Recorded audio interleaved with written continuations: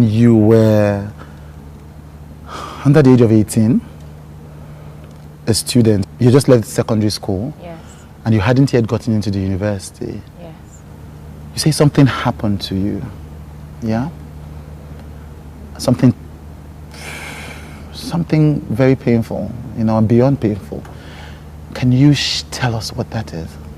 Tell me what that is. It's, I have to say, like, this is the first time I'm going to be coming out, like, public to discuss this with someone. Yeah. It's only my family members and definitely my husband that knows about it. Okay. Take your time. I was still in secondary school and I came home. Meanwhile, then I was staying in Ilorin with my parents. I was born in Ilorin. Right. You know, I went to my primary school in Ilorin, but my secondary school, I went to Gifted School Academy in Suleja. Right. This was still in Kwara? Both Suleja and Ilorin and Kwara? No, Suleja is Niger State. Niger State. Close to Abuja. Right. So, I returned home for a particular holiday, and then my sisters, they all told me, oh, they are now going to a particular, like a club, you know, but it's not a church, it's a club. They were doing their services on Saturday. It was more like a gathering of young people to just come and dance, praise God, and listen to the word of God. That was how they explained to me. And the kind of person I was then, I was this kind of person. I was the vice president of the fellowship in school. I believed in tying hair to church, you know. I didn't really want anything hip-hop, you know, jumping, that kind of gathering. So immediately my sisters told me that that's the kind of gathering. You meet a lot of people. You meet prostitutes that have given their lives to Christ. You meet cultists that have given their lives to Christ. I was like, isn't it not scary to be in the midst of all these people that I don't think I want to go. They're just like, Busola, just come. I reluctantly went, and I saw the different people that were there. It was clear I was the youngest. So I was always pinching my sister because the way they were dancing, I felt, no, this is not it now. This looks like a club, you know. But then it was like, this is like a new way of reaching out to people to know God. So I was there. They said time for first timer to stand up. I stood up and I introduced myself. My name is Busola Dakolo, secondary school. Then I now chipped it in that I explained my journey there, that I didn't want to come here. I thought people would be like a serious set of people. You know, how can people be praising God like this? But listening to the word of God, you know, seeing people talk, it's really amazing, and I'm so excited that I came here. I was really a bold child, like I could speak up in any gathering. So after the meeting, that was where Pastor preached, Fatoyinbo, he preached. After I finished preaching, he came to meet me after the service, after the meeting. Is the General Overseer of the Commonwealth Zion Assembly, yes, COZA. Yes, is the senior pastor there. But then it wasn't COZA. Yes, it was called Divine Delight Club. Right. Yeah. It wasn't yet a church. It wasn't yet a church. It was just like, and he wasn't married then, but he was engaged to his present wife. So that's how he came to me, and he was like, such a bold young lady. Like, I've never seen someone like this. You know, it was like, wow, you need to keep the fire. That please, can you do something in the next meeting before I go to school? He asked when I'll be going back to school. So I said, okay, what can I do? That I can sing. I'll just try to sing, not like I can sing very well. He said, oh yes, that's great. That he plays the keyboard. That he would help me out, would rehearse together, things like that. So I told my sisters, and I felt why do I have to be part of this your club thing? I don't want to be part of it now. But my sisters told me that I should not be too judgmental, you know, because my thinking of Christianity then was a bit different, was kind of like solemn, you know. That was how... What they call deeper life. Yeah, sort of, you know. That's how I was then. So I decided, okay, I can't remember the particular day of the week, but my sister now took me to his house then. Right. He was living with his father. Right. The wife too there will be there sometimes, I guess, because that particular day she was there as well. Right. So I entered the When living room. When did sister take you to his house? Because I was meant to do rehearsal. Right, for this thing that he invited yes, you for that next meeting that I was meant to sing. Yes. So she left me there, I entered the living room. He was already seated with the keyboard. Right. And as at then, I didn't have a phone, no mobile phone. Even my house, we didn't have any landline. So it was more like, I've already told you this, just work it out, you know, come at that time. Right, right. So that's how I rehearsed. And so this was his father's house? Yes, his father's house in the father's living room. So he asked me what kind of song. I think I even remember the song, you know. What song was it? I will serve you because I love you. You have given life to me, something like that. So I'm not a great singer. So I sang it my way, and then it was like, oh, great, rehearsed. I went back home. And the next meeting, I did the song. And as I was singing, someone came out to give his life to Christ. I got to realize the guy was actually even in cult, you know. So it was really a very touchy... Where did the person come out of? So from the congregation. So, okay, like, so you went to his house, you did this rehearsal. Yes. Then you did the thing the next meeting. Yes. I sang the next meeting. It wasn't a Sunday, it was a No, weekday. Saturday. Saturday. It wasn't a Sunday service, just Saturday gathering, Saturday evening. So while you were singing, this person came to give his life to Christ. Yes. So after the program, different people walked up to me that is like, you have that gift, that calling, just keep serving God, you know. Different people encouraged me. It was so clear to everyone that this girl, she's a very, very young girl, you know. So he walked up to me and he said, wow, just keep the fire burning. That's Biodun. Yes, that's Pastor Biodun. Yeah.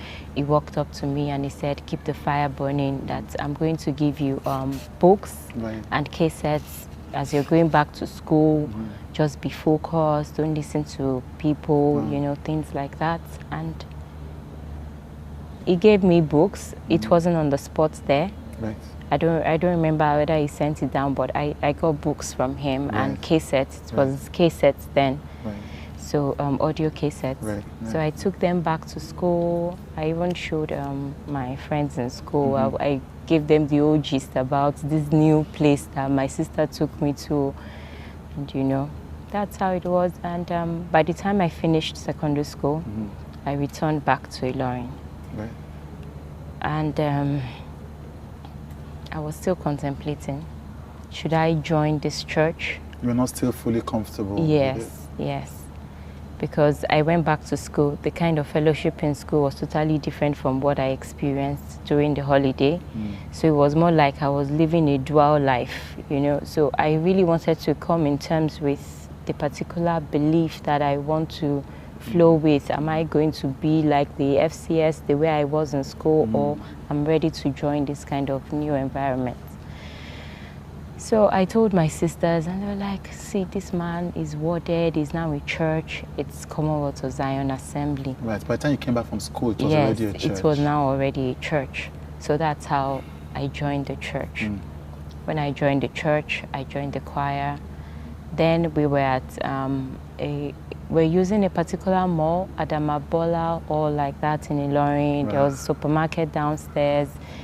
So I was part of the choir. I would go for my rehearsals, everything. I just wanted to serve God because my background is I'm from a polygamous family, and seeing some things play out in the family, I didn't want my life to be like that. Like more or less like when I was in secondary school, as I was coming out, you know, this send forth that they are doing for you, and they're telling you you are going into the world. You know, I was beginning to get scared of this world. Like, so I was having that mind that I want the kind of world that will make me happy. And since I was already a Christian, I was just like, hold on to Christ. That's all. So I wanted to serve in a church, you know, just be zealous for God the way I was already zealous in school. So I joined the choir, and I wasn't talking to anybody. I would just do my own thing. My sisters were involved in self-fellowship. We would go for evangelism together, and but you were still in your shell. You were still afraid of this world that it told you to be careful about. Yeah. And again, you know, because it was a bit difficult for me to really integrate myself into the church, because of where I was coming from. The FCS was totally different. Yes. What's FCS? Not even Fellowship of Christian Students, something like that, you know. So I joined choir, and then one day they told me, oh, even sing a song now, lead. I couldn't really sing very well, but I sang. And one particular day, Pastor Biodo now came to me. He was like, that you don't like to talk, how are you? You know, you just look at me, how are you? Hope you're good and everything. Just be like, I'm fine. And then he started coming to my house. Right. And all of us in my family, we were so active in church. When I mean extremely active in church, more like the Amokitans are so passionate about COZA, so passionate about Commonwealth. Anywhere we'd go, we'd just keep dragging everybody to the church, dragging everybody, just come to church, come for self-fellowship, things like that. And we were going through our own personal family issues, quite all right. Did it have to do with the fact that it was a polygamous family, or what were the issues? Yeah, my father wasn't always around, you know, and then right from secondary school, we're already facing financial issues. And while I was in secondary school, there were times I would go to school without provisions, but nobody knew. I was very good at coping with things. Not discussing with people, you know. I just needed to let me study well, come out of school, enter university, and get a good job. You know, I really wanted to be there for my mom in particular, because I just felt she had gone through a lot, you know, things like that. This particular time in church, he came to meet me, that's Pastor Biodo, and then he said, I noticed you're always all by yourself. So you came to meet you in church? Or yes, like after a fellowship. Like you're always all by yourself, things like that. Hope you're good, you know. So I said yes. So he said he was going to come to my house the next day. Had you ever done that before? No, no. So it was because he said you wanted to find out more about why you were quiet? Yes, he just wanted to sort of know more about me, things like that, because we were always going to church. I guess people sensed something was wrong, like in terms of family. Maybe we didn't even have money, things like that, but we never opened up to anyone. We would just take care of our own business. There were days we would go to church, no food, but then we'll go back home and sort out issues, you know.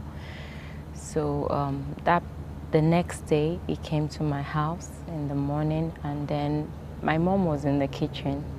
So I told my mom that, my pastor is here. He came in, he greeted my mom, and then I told my mom that, my pastor says he's going to buy some things on Taiwo Road, that I should just accompany him, you know.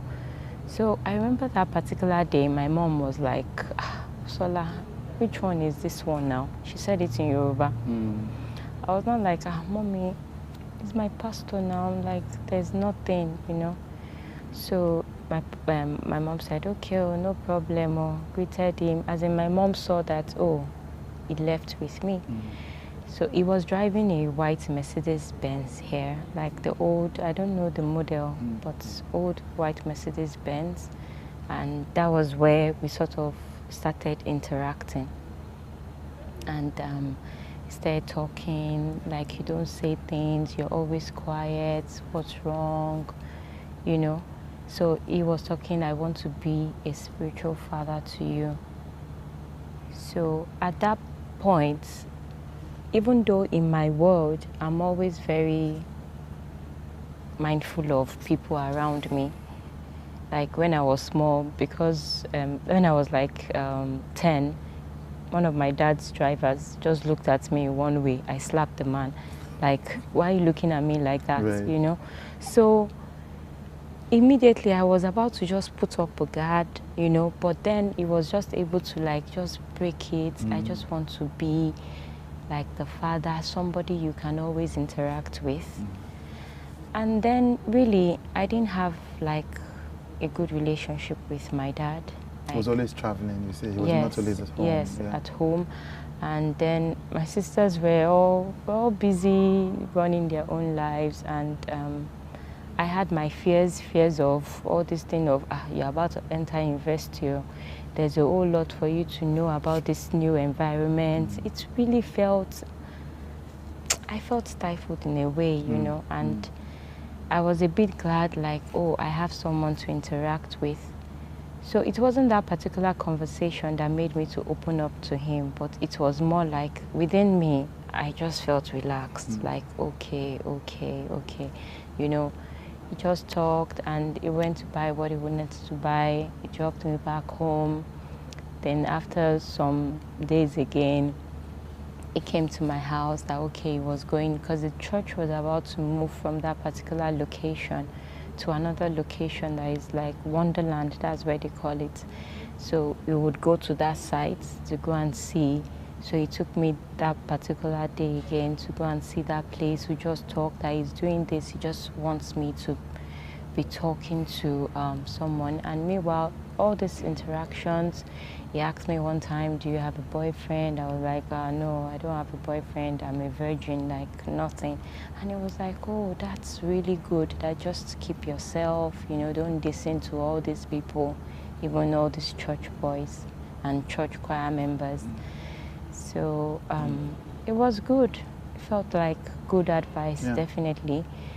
So felt like someone who was supporting you, who was helping, you know, listening to you, and concerned about me as well, you know.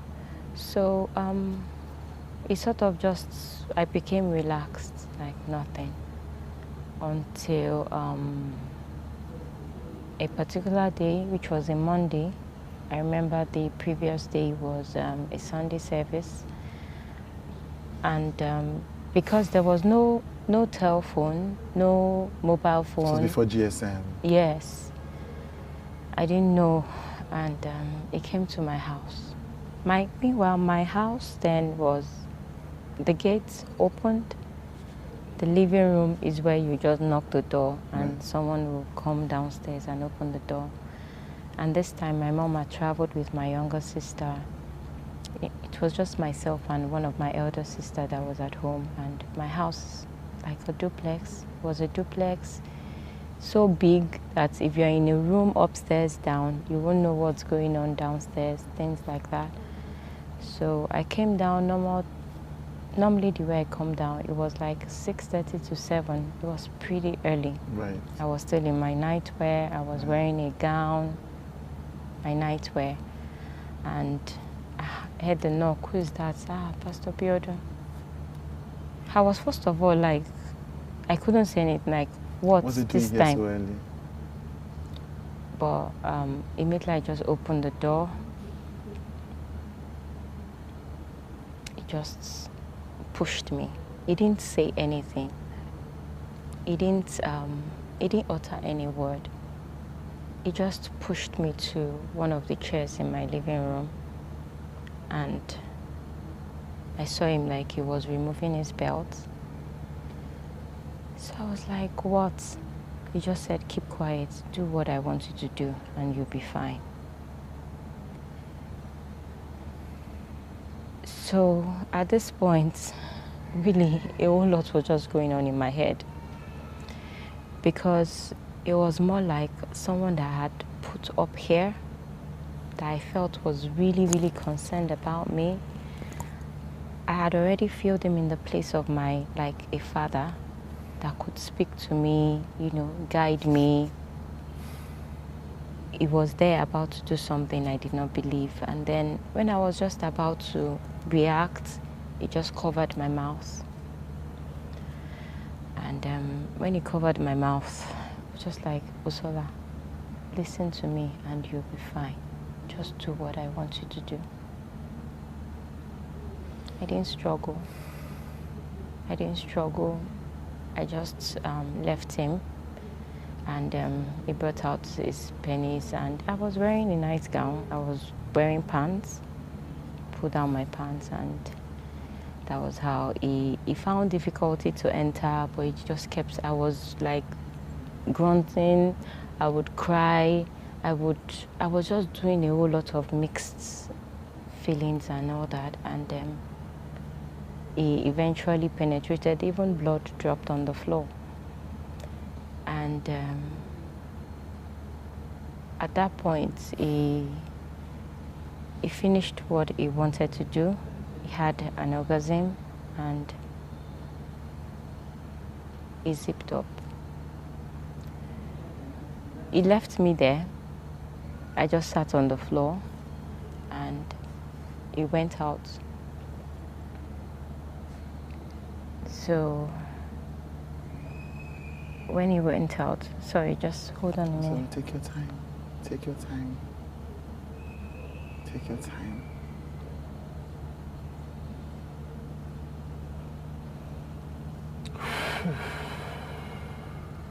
Because the thing, this particular time, as it looks like something that just happened, like an event, but a whole lot are damaged within me.